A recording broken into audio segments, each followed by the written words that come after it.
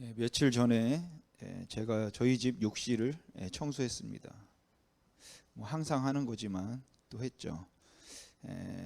저는 욕실 청소를 할 때 보통 이제 락스를 좀 희석해서 사용하는데, 희석한 락스를 구석구석 뿌려놓고 이제 어느 정도 기다렸다가 이제 닦으면서 청소를 합니다.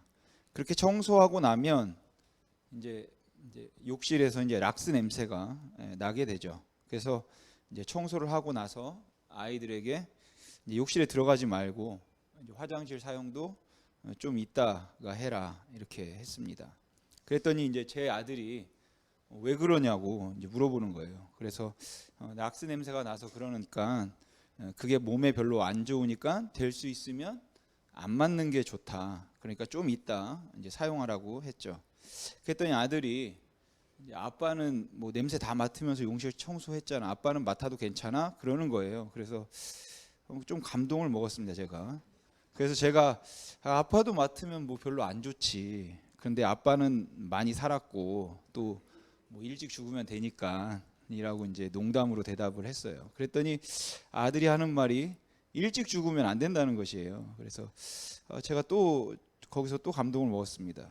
그래도 아들내미가 나를 좀 생각해 주는구나 뭐 이렇게 생각했는데, 근데 그 다음에 아들이 말하기를 아빠가 엄마보다 요리를 잘해서 맛있는 거를 해주니까 일찍 죽으면 안 된다는 것이었어요. 뭐 당연한 생각입니다. 당연한 생각이죠.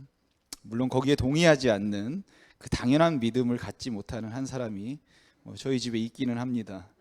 제 아들이 그렇게 생각하는 건 당연한 것이긴 하지만 뭐 아까의 감동은 이제 좀 사라지더라고요.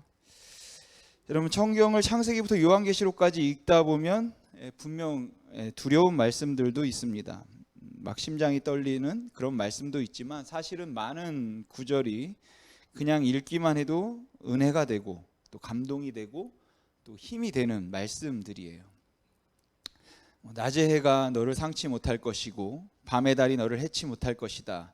내가 물 가운데로 지날지라도 물이 너를 침몰치 못할 것이고 내가 불 가운데 지날지라도 불이 너를 사르지 못한다. 여호와는 나의 도움이시고 방패가 되시고 내가 너를 내 손바닥에 새겼고 내가 너를 지명하여 불렀나니 너는 내 것이다. 내가 너와 항상 함께 하겠다. 어떤 말씀은 물론 두렵고 떨리기도 하지만 이렇게 사실상 대다수의 하나님의 말씀들은 그냥 읽기만 해도 너무너무 은혜가 되는, 감동이 되는 좋은 말씀들입니다. 여러분, 오늘 본문은 우리가 너무도 잘 아는 시편 23편 말씀이죠. 그리고 대부분의 그리스도인들이 이 말씀을 굉장히 좋아하고 사랑합니다. 여호와는 나의 목자시니 내게 부족함이 없으리로다. 그가 나를 푸른 풀밭에 누이시며 쉴만한 물가로 인도하시는도다. 그래서 내 영혼을 소생시키신다고 하세요. 그리고 하나님의 이름을 위해서 우리를 의의 길로 인도해 주신다고 하십니다. 그런데 그뿐만 아니라 우리가 사망의 음침한 골짜기를 다닐지라도 해를 두려워하지 않는데 그 이유가 주께서 우리와 함께 하시기 때문이라고 합니다. 너무도 좋은 귀한 말씀입니다. 심지어는 원수의 목전에서 상을 차려 주십니다. 그래서 내 잔이 넘쳐납니다. 내 평생의 선하심과 인자하심이 반드시 나를 따르리니 내가 여호와의 집에 영원히 살겠습니다. 라는 이 시편 23편의 고백은 우리나라 그리스도인들뿐만 아니라 전 세계 모든 그리스도인들이 사랑하는 그런 시편입니다. 근데 여러분, 어떻게 하면 우리도 이런 고백을 할 수 있을까요? 어떻게 하면 우리도 그냥 말로만 하는 것이 아니라 그냥 입버릇처럼 예의상 하는 말이 아니라 정말 진심으로 내가 부족함이 없습니다. 내가 내 평생에 여호와의 집에 삽니다. 내 잔이 넘칩니다. 내가 지금 사망의 음침한 골짜기를 다니고 내가 어두운 길을 가는데 거기에 두려움이 전혀 없습니다. 어떻게 우리가 이런 고백을 할 수 있을까요? 여러분, 앞서 말씀드렸지만 창세기부터 요한계시록까지 읽기만 해도 오늘 본문처럼 격려가 되고 힘이 되고 위로가 되는 구절들이 많이 있습니다. 그런데 여러분, 우리는 왜 불안 가운데 있을까요? 이런 약속의 말씀이 있는데 왜 우리는 불안하고 늘 기쁨이 없고 왜 만족도 없을까요? 아까 읽은 것처럼 네가 물 가운데 지날 수 있다. 그런데 그 물이 너를 침몰치 못할 거다. 네가 불 가운데 지날 수 있어. 그러나 불꽃이 너를 사르지 못할 거야. 낮의 해가 너를 상하게 못하고 밤의 달이 너를 해치지 못한다. 내가 너의 큰 도움이다. 내가 너를 눈동자같이 지켜줄 뿐만 아니라 너의 이름을 내 손바닥에 새겼다. 내 평생에 너를 능히 이길 자가 없다. 내가 너와 항상 함께 할 거다. 라는 약속의 말씀들이 분명히 있는데 우리는 왜 만족이 없을까요? 왜 우리는 항상 불안하고 왜 우리는 편안함이 없으며 기쁨이 없을까요? 여러분, 성경 말씀은 그냥 좋은 명언집인가요? 성경은 그냥 우리에게 좀 감동이 되는 말들을 적어놓은 좋은 글들을 모아놓은 모음집입니까? 그렇지 않다는 것을 여러분들도 잘 알고 있죠. 그냥 여느 책들과 같은 그런 좋은 글귀들, 문구가 적어져 있는 책이 아니라 살아계신 하나님의 그 살아계신 약속의 말씀이 적어진 책 아닙니까? 그런데 왜 우리는 우리의 삶에는 만족이 없고 기쁨이 없고 늘 불안할까요? 여러분, 오늘 시편 23편의 저자는 여러분도 잘 아시겠지만 다윗입니다. 그 다윗은 사울의 공격을 오랜 시간 피해 다녀서 도망 다녔죠. 그래서 죽을 고비도 여러 번 넘기고 들판에 거하기도 하고 미친 척도 하고 그랬습니다. 그리고 그게 끝나자 아들 압살롬이 공격하고 반역이 일어나고 또 전염병이 온 땅을 덮어 백성 7만 명이 한순간에 죽었죠. 또한 다윗의 일평생 전쟁이 끊이지 않았습니다. 그런데 여러분, 그 다윗의 삶에서 정말 고백했던 것이 무엇이냐면 여호와 하나님 내가 부족함이 없습니다. 내 잔이 넘칩니다. 내가 사망의 음침한 골짜기를 간 적이 있습니다. 그런데 하나님 아시죠? 제가 해를 두려워하지 않았습니다. 여러분, 어떻게 하면 우리도 이런 고백을 할 수 있을까요? 오늘 본문인 시편 23편을 통해서 여러분들과 그것을 좀 살펴보려고 합니다. 여러분, 오늘 본문이 있는 이 시편 23편을 푸는 열쇠는 바로 1절입니다. 이 여호와는 나의 목자다 라는 사실이 믿어지면 다 끝나는 것입니다. 그럼 잠깐 목자의 개념에 대해 좀 짚고 넘어가도록 하겠습니다. 여러분, 이스라엘은 그 당시 양을 공동으로 쳤습니다. 그러니까 개인마다 있는 양, 그 두세 마리, 서너 다섯 마리 정도 되는 양을 마을에서 모아서 이제 같이 치는 것이에요. 그래서 양 우리도 집에 만드는 것이 아니라 공동으로 이제 마을 우리를 만들어서 거기에 양을 넣는 것이죠. 왜냐하면 이제 가난하기도 하고 집에 공간이 또 부족하기도 하죠. 물론 자기 집에 만들 수 있는 사람도 있겠지만 그럴 수 있는 사람은 극히 이제 드뭅니다. 그래서 일반적으로 마을에서 공동 우리를 만들고 거기에 이제 나의 양을 넣는 것이죠. 그러니까 공동 우리에 가면 70마리, 100마리 그렇게 양이 있겠지만 그게 한 사람의 양이 아니라 이제 수십 명 마을 사람들의 양인 것입니다. 그리고 항상 하는 게 뭐냐면 1년에 한 번씩 이제 나의 양을 대신 쳐줄, 그러니까 공동으로 모아놓은 양을 대신 쳐줄 목동을 이제 고르는 것이에요. 왜냐하면 나는 다른 생업이 있어서 이제 직접 칠 수 없으니까 내 양을 푸른 초장이나 목초지에 데리고 가서 나를 대신해서 양을 치고 먹을 것을 줄 목동을 마을 사람들이 모여서 뽑는 것입니다. 여러분, 그 1년에 한 번 마을 전체의 양을 위탁받아 칠 목동을 뽑을 때에 이제 많은 사람이 지원을 합니다. 대개는 남자들이 지원을 하겠죠. 그럼 이제 그 서 있는 사람들의 우통을 다 벗깁니다. 그렇게 마을 사람들이 내 양을 대신 1년 동안 쳐줄 목동을 뽑을 때 우통을 벗겨서 보는 게 있습니다. 뭘 볼까요? 우통을 벗겨서 이런 걸 볼까요? 식스팩하고 삼두 근육 이렇게 빵빵 나온 거. 제가 직접 보여줄 수 있지만 사진으로 대체하는 것을 이해해 주시기 바랍니다. 얼마 전에 TV에서도 강청불대를 했었는데 거기 나오신 분들도 몸이 아주 좋더라고요. 제대를 한 지 한참 지난 분도 있는데 아직까지 이제 그것들을 유지하고 이렇게 식스팩이 있는 것을 보니까 기가 막혔습니다. 근데 여러분, 목동을 뽑을 때는 이런 근육, 식스팩 그런 거 하나도 중요하지 않다라는 것이에요. 그때 뭐 보냐면 그 몸에 얼마나 많은 상처가 있는가, 이것을 봅니다. 여러분 상식적으로 생각해 보십시오. 목동 생활을 10년, 20년 했는데 우통 벗겨놨더니 이제 맨질맨질한 거예요. 상처가 하나도 없습니다. 근데 어떤 사람은 우통을 벗겨놨더니 키도 작고 배도 나오고 근육도 하나도 없어요. 근데 등에 봤더니 곰발 자국이 있고 늑대에게 물린 자국이 있고 그런 자국들이 이제 몸에 가득한 것이죠. 자, 여러분이 양의 주인이면 어떤 사람에게 여러분의 양을 맡기겠습니까? 자국 있는 사람에게 맡기겠죠. 여러분 오랜 세월 목동 생활을 했는데 근육만 있습니다. 근육만 멋있어요.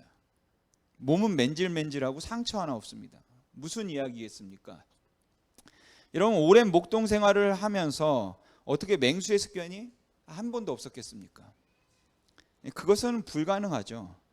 여러분 맨질맨질하다는 것은 맹수의 습격이 있을 때마다 도망갔다라는 것이에요. 나살 자고 양 버리고 도망간 것이에요. 근데 키도 작고 배도 나오고 근육도 하나도 없고 볼품 없는 그 목동은 그 사람에게는 곰발 자국이 있고 늑대의 발톱 자국이 있다는 것. 그것은 무슨 의미겠습니까? 피하지 않고 양을 지켰다는 거예요. 끝까지 달려들어서 자기 양을 지킨 사람이라는 것입니다.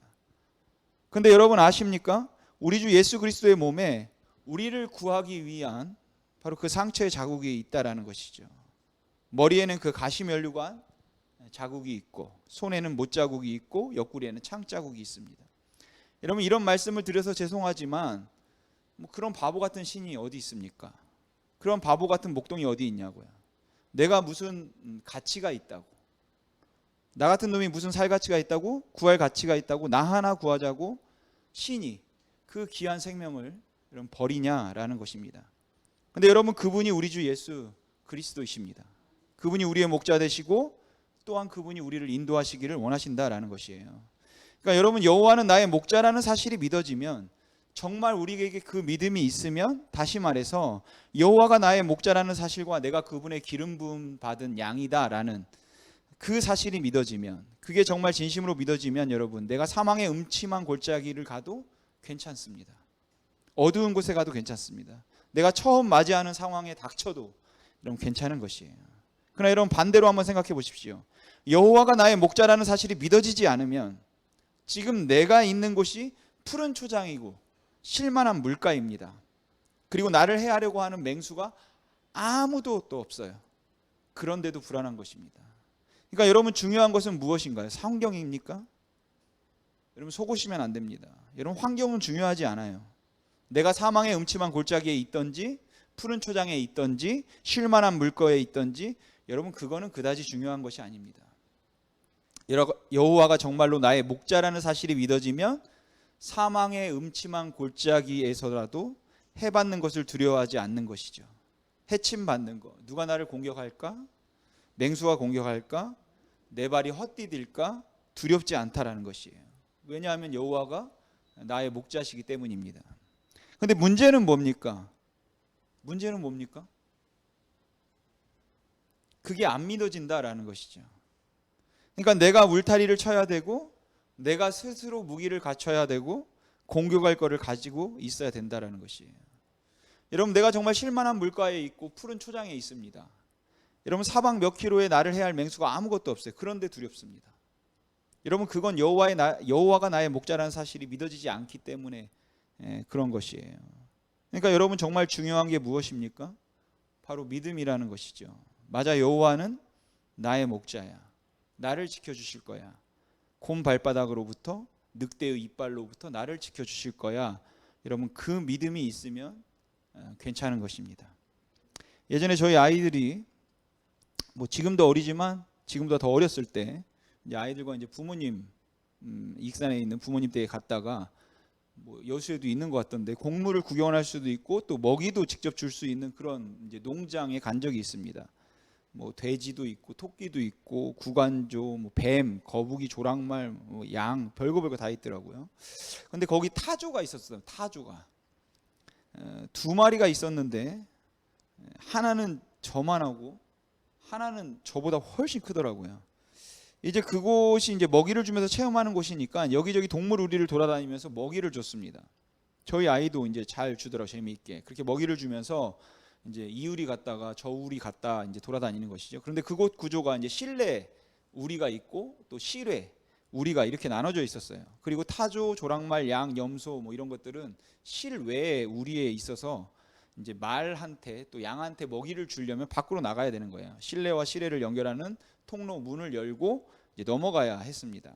근데 거기서 이제 문제가 생겼는데 저희 아이가 이제 타조를 무서워하는 것이에요. 근데 그 타조가 그 연결 통로 문을 딱 지키고 서 있는 겁니다. 더군다나 그 긴 목으로 저희가 들고 있는 먹이 상자에 있는 그 풀을 먹으려고 계속 머리를 계속 내미는 것이에요. 사실 저보다 큰 타조가 그렇게 머리를 내미니까 그게 이제 그냥 뭐 이렇게 하는 게 아니라 속도감이 있거든요. 딱 내려오는 그 목이 길어가지고. 그러니까 저도 막 굉장히 좀 무섭더라고요. 덩치도 있는 데다가 이제 머리로 이렇게 찍을 때 내 손을 찍지 않을까 이렇게 해서 무섭더라고요. 아무튼 저희 딸도 뭐 조랑말이랑 양도 보러 가고 싶은데 거기 이제 못 가고 있는 거예요. 타조 때문에. 근데 이제 엄마랑 아빠랑 옆에서 지켜주고 또 앞에서 막아주니까 무섭긴 한데 이제 가더라고요. 타조가 있지만 타조가 무섭지만 아빠가 옆에서 분명히 나 보호해 주겠지. 뭐 타조가 물으려고 하면 물리쳐 주겠지. 나한테는 아빠가 있잖아. 이 믿음이 이제 우리 딸에게 있는 것이죠. 여러분은 이 믿음이 있으십니까? 여러분 제발 큰 믿음을 구하지 마십시오. 우리에게 중요한 것은 큰 믿음이 아니라 여러분 당연한 믿음입니다.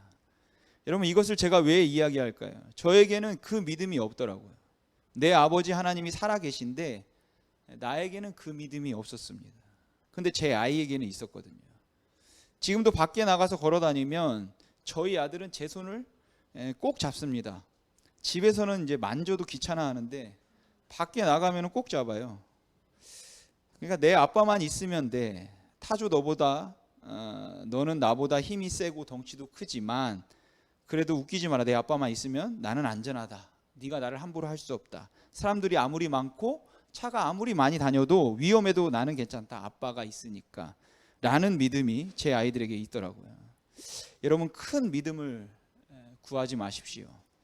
산을 옮기는 믿음을 주시옵소서. 여러분 산 옮겨서 뭐 하시려고 그럽니까? 부동산 투자하시려고 그러신가? 여러분 저는 정말 구하고 싶은 것은 당연한 믿음입니다. 하나님이 내 아버지 아니십니까? 하나님이 내 목자 아니십니까? 하나님 저에게 이 당연한 믿음을 주십시오. 여러분 이 기도를 드리고 싶습니다. 여러분 여호와가 나의 목자라는 사실이 믿어지면 다 끝납니다. 설교도 필요 없죠. 사망의 음침한 골짜기 그것도 아무것도 아니고 어두운 곳, 처음 가는 곳, 낭떠러지가 있더라도 그딴 것이 그렇게 중요하지 않습니다. 또한 원수의 목전에서도 밥을 먹을 수 있어요. 여러분 원수, 맹수가 눈으로 나를 노려보면서 그 송곳니를 나에게 보이면서 뭐 한 번, 두 번 정도 점프하면 내 목을 물어 죽일 수 있는 그런 위치에 있습니다. 그러나 여호와가 나의 목자야. 그리고 그 목자가 나와 함께 계셔. 나를 지켜주셔. 여러분 그 믿음이 있으면 그런 자리라도 두려움이 없는 것입니다. 그러니까 여러분 정말로 중요한 건 정말 여호와가 나의 목자라는 사실을 믿는 것이겠죠. 여러분 오늘 여러분들이 이 믿음을 강구하시길 바랍니다. 하나님 나는 큰 믿음이 필요 없으니까 진짜 믿음을 주십시오. 정말 아버지에 대한 믿음, 정말 참 믿음, 깨끗한 믿음, 더럽고 추잡한 그런 믿음 말고 순결하고 깨끗하고 바르고 올바른 그 믿음을 주십시오. 이런 간구가 여러분의 기도에 있기를 소망합니다. 여러분 방금 제가 살짝 언급하면서 지나갔는데 시편 23편 5절에 보시면 상을 차려주시고 라고 되어 있죠. 그래서 좀 오해가 이제 지금은 없을 수 있는데 예전 성경에 익숙해서 우리들이 예전 성경에 이걸 상을 베푸시고라고 번역을 해서 이 상을 뭐 트로피, 상장 같은 거로 생각하기도 합니다. 근데 이 상으로 번역된 히브리어 슈란이라는 단어인데 이 슈란이라는 단어의 뜻은 식탁입니다. 그리고 동시에 아주 꼴이 있는 좋은 꼴이 있는 목초지 이런 것들이 슈란이라고 해요. 그러니까 여러분 이걸 머릿속에 그려보십시오. 목자가 양을 인도했습니다. 그런데 가서 봤더니 바로 눈앞에 맹수가 있어요.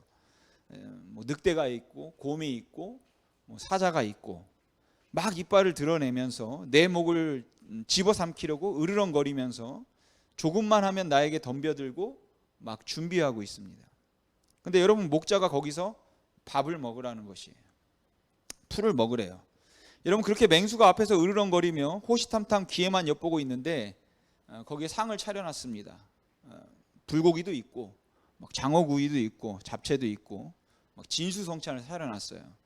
근데 여러분, 그 앞에 바로 사자가 한 마리 있는데 여러분, 그거 드실 수 있으십니까? 그 맹수가 내 목을 언제 물려고 달려들지 모르는 그런 상황에서 아무리 거기 진수성찬이 차려있다 할지라도 그 상황에 맘 놓고 먹지는 못할 겁니다. 채 안 하면 다행이죠. 근데 여러분, 여호와가 나의 목자라는 사실이 믿어지면 마음 편히 먹을 수 있다라는 것이에요. 그러나 여호와가 나의 목자라는 사실이 믿어지지 않으면 아까도 말씀드렸지만 맹수가 없습니다. 내 목숨과 내 생명을 노리는 그러한 존재가 없어요. 그래도 밥 먹으면 체합니다. 두렵습니다. 여러분, 오늘 본문 4절을 보시면 내가 사망의 음침한 골짜기라는 표현이 나옵니다. 여기 이 사망의 음침한 이라고 번역된 히브리어는 한 단어예요. 짤마베트라는 한 단어입니다. 이 단어는 시편 23편에도 기록되었고 에레미야에서도 기록되었고 욥기에서도 사용되었습니다. 다 어떻게 번역되었냐면 죽음이 그늘진 땅, 이렇게 번역이 되어 있습니다.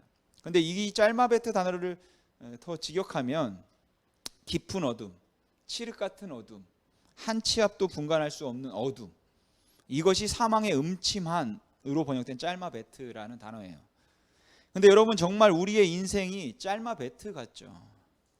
여러분, 한 치 앞을 여러분 아십니까? 내일 무슨 일이 일어나고, 아니 내일은 고사하고, 여러분 뭐 예배당 나가서 있을 일도 우리는 알 수 없습니다. 누가 그걸 알겠습니까? 누가 코로나가 와서 이렇게 우리가 2년이 다 될 때까지 정복을 못하고 거리 두기를 하고 이렇게 마스크를 쓰고 예배를 드리고 사람들도 편하게 만나지 못하는 생활을 할지 누가 알았겠습니까? 그러니까 정말 우리의 인생이 사망의 음침한 골짜기, 한 치 앞도 분간할 수 없는 어둠, 짤마베트 같다라는 것이죠. 여러분, 만약 눈이 안 보이는 분에게 아무것도 없는 운동장에서, 그리고 어떤 장애물도 바닥에 돌 하나도 없고 구멍 하나도 없다고 말하고 아무것도 없으니까 맘 놓고 뛰어보세요 라고 하면 어떨까요? 그렇게 거치는 것이 아무것도 없다고 해도 그분들은 자신 있게 뛰지 못합니다. 왜냐하면 내 발 앞에 뭐가 있는지 모르기 때문이죠. 그래서 두려운 것이죠. 내 옆에 뭐가 있나? 내 발 앞에 뭐가 있을까? 두렵습니다. 그리고 마찬가지로 정말 우리의 인생은 시편 23편 4절에서 말하는 것처럼 사망의 음침한 골짜기, 짤마베트 같다라는 것이에요. 여러분, 욥기, 시편, 잠언, 전도서, 아가서를 가리켜서 지혜문학이다라고 하죠. 그리고 이 지혜문학 5권을 정리해서 지혜는 이것이다라고 우리가 몇 가지로 정리할 수 있는데, 그 지혜 중에 지혜의 정의 중에 하나가 무엇이냐면, 이 인생은 내가 아무리 완벽하게 준비하고 철저하게 준비하고 내가 다 알아도 내 뜻대로만은 되지 않는다 라는 것을 깨닫는 것이 지혜입니다. 내가 아무리 철저히 준비하고 내가 아무리 이 일의 경험이 풍부하고 내가 이미 이것을 성공했다 할지라도 내 뜻대로만은 되지 않는다라는 것을 깨닫는 것, 여러분, 그것이 지혜예요. 그럼 여러분, 이 정의에 의하면 교만한 사람은 누구겠습니까? 내가 하면 된다. 내가 이거 옛날에 성공했었어. 내가 손대면 돼. 내가 이거 다 안다. 이거 이렇게 하는 거야. 그러면 실패하지 않아. 그래서 이렇게 하면 돼 라는 사람이 성경에서 말하는 교만한 사람인 것이고, 그게 지혜롭지 못한 사람입니다. 여러분, 지혜로운 사람이 되시기 바랍니다. 내가 하면 돼, 이런 교만한 사람 되지 마십시오. 여러분, 아무리 성을 지키는 파수꾼이 밤새도록 깨어서 성을 지킨다 할지라도 하나님이 지켜주시지 않으시면 뚫리는 것이고, 내가 아무리 열심히 노력하고 내가 수십 년간의 모든 노하우를 가지고 집을 건축해도 주님께서 도와주지 않으면 그 집이 무너지는 것입니다. 여러분, 이것을 인정하실 수 있으시겠습니까? 맞습니다. 하나님, 내가 아무리 열심히 살아도 내 인생이 내 뜻대로만은 되지 않습니다. 그러니까 여러분 열심히 살았는데 실패하신 분이 계실 수 있어요. 한눈 팔지 않고 정말 도덕적으로 무슨 죄를 진 게 아니라 정말 열심히 살았는데 그런데도 일이 안 되고 사업이 안 됩니다. 그렇게 어떤 일에 대해서 실패한 사람이 계실 수 있어요. 믿음이 아무리 좋아도, 신앙생활을 잘해도. 그건 여러분이 잘못해서 그런 것이 아닙니다. 그러니까 우리가 너무 자책하지 않아야 되겠죠. 왜 바보같이 그때 이렇게 했어야 되는데. 아니, 그때 그렇게 했어도 실패할 수 있습니다. 내가 아무리 노력하고 철저히 준비해도 여러분 안 되는 게 있을 수 있어요. 혹시 오늘 이 자리 가운데 그런 분이 계시다면, 아니면 혹 앞으로 그런 일 가운데 여러분 빠진다면 그 순간 너무 자책하지 마십시오. 잘 털어버리시기 바랍니다. 그리고 나서 나 자신을 좀 용서할 수 있으셔야 돼요. 괜찮다.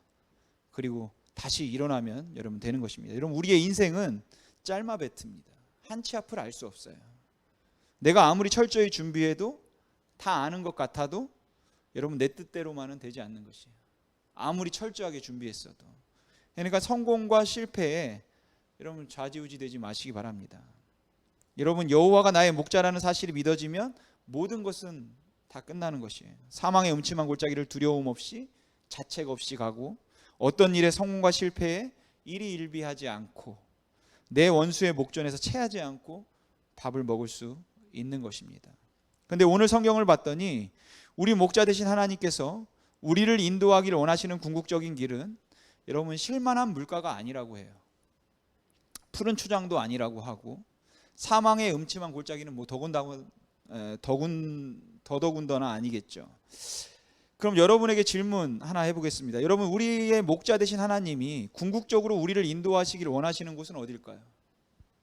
우리의 목자 되신 하나님이 궁극적으로 우리를 인도하길 원하시는 곳, 그곳은 어디일까요? 오늘 보면 3절에 보면 어디라고 나오냐면 바로 의의 길이라고 나옵니다. 그리고 이걸 너무 신학적으로 뭐 풀고 뭐 그럴 필요 없이 그냥 옳은 길, 바른 길 이렇게 이해하셔도 돼요. 왜냐하면 히브리어도 뭐 번역하면 직역하면 옳은 길, 바른 길입니다. 정말로 하나님께서 우리를 인도하시길 원하시는 길은, 원하시는 곳은 여러분 푸른 초장이 아니래요. 그러니까 내가 푸른 초장에 있다고 자만하지 마시고 거기에 너무 마음 뺏기지 마십시오. 여러분 하나님께서 우리를 인도하시길 원하시는 곳은 의의 길입니다. 그런데 그 의의 길을 가다 보면은 간혹 사망의 음침한 골짜기 같은 그런 곳을 지날 때가 있을 것 같기도 해요. 그러니까 여러분 지금 내가 사망의 음침한 골짜기 지나고 있다고 너무 마음 상해하지 마십시오. 왜냐하면 그게 절대로 궁극적인 목표는 아니기 때문입니다. 여러분 그것은 반드시 지나갈 것이에요. 그래서 우리 하나님이 우리를 인도하시는 곳은 어디냐면 바른 길, 그냥 의의 길입니다. 그러기에 우리 하나님이 참 좋은 것이죠. 그래 하나님은 반드시 나를 의의 길로 인도하실 거다. 바른 길로 인도해 주신다. 그러니까 그 하나님의 말씀을 따라가자. 여러분 그런 믿음으로 나아가시기 바랍니다. 여러분 때로는 그 하나님의 말씀이 내 삶에 오면 순종하기 싫은 말씀도 있죠. 아니 내가 왜 저 사람을 사랑하냐, 용서하냐, 내가 저 사람을 어떻게 용서하냐, 저 사람이 나에게 어떻게 했는데. 솔직히 말해서 하나님의 말씀과 하나님의 인도를 따라가기 싫을 때가 있습니다. 그러나 여러분 그렇지만 저도 그게 싫을 때가 있지만 그래도 따라가길 소원합니다. 잘 안 되겠죠. 그러나 할 수 있을 때까지 순종하도록 최선을 다할 것입니다. 왜냐하면 내 주 예수 그리스도께서 나를 인도하기를 원하시는 궁극적인 길은 바로 의의 길이기 때문에 여러분 그렇습니다. 여러분도 정말 그 길을 가고 싶으십니까? 진심으로 내 몸부림을 쳐서라도 그 길 가고 싶으신가요?